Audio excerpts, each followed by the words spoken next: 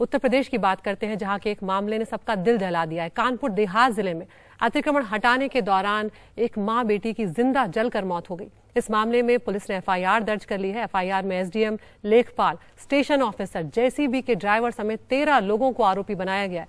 और यहां पर यह भी बताना जरूरी है कि हत्या और हत्या की कोशिश जैसी धाराएं लगाई गई हैं, यानी कि कहीं ना कहीं आप अंदाजा लगा सकते हैं कि कितना बड़ा ये मामला है, किस तरह की धाराएं इस पर लगाई गई हैं। परिवार का कहना है कि कुछ और प्रशासनिक अधिकारियों की मिलीभगत से रंजिशन आंख लगाकर 2 लोगों की हत्या की गई है। पहले परिवार गिरफ्तारी की मांग पर अड़ा था, लेकिन अब परिवार ने पुलिस को जांच के लिए शवों के जो अंतिम अवशेष हैं वो सौंप दिए हैं, क्योंकि स्थिति इतनी खराब हो चुकी थी शवों की कि वो पूरी तरह से जल गए थे माँ बेटी के शव।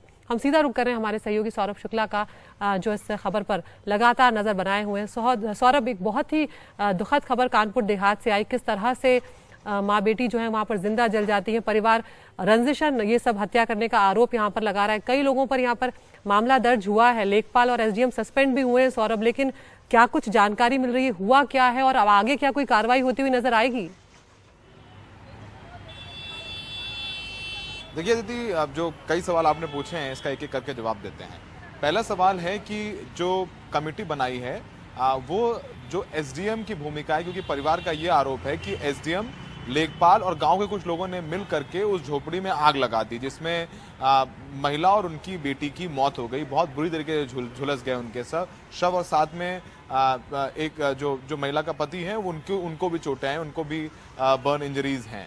तो उनकी जो भूमिका है, प्रशासन की भूमिका है, उसकी जांच की जाएगी। मुकदमा कर लिया गया है, धारा 302, 323, 307 इन तमाम धाराओं के तहत मुकदमा दर्ज किया गया है। एसडीएम भी है, उसमें जेसीबी का ड्राइवर भी है, क्योंकि एक वीडियो है जो हम दिखा भी रहे हैं। उस वीडियो में दिख रहा है कि झोपड़ी में आग लग गई है। कुछ पुलिस के लोग हैं वो उन महिलाओं को निकालने की कोशिश कर रहे हैं और झोपड़ी में आग लगी हुई है, तब भी बुलडोजर चलाया जा रहा है। तो इतनी ज्यादा असंवेदनशीलता की गई है जो उस वक्त मौके पर प्रशासनिक अधिकारी मौजूद थे।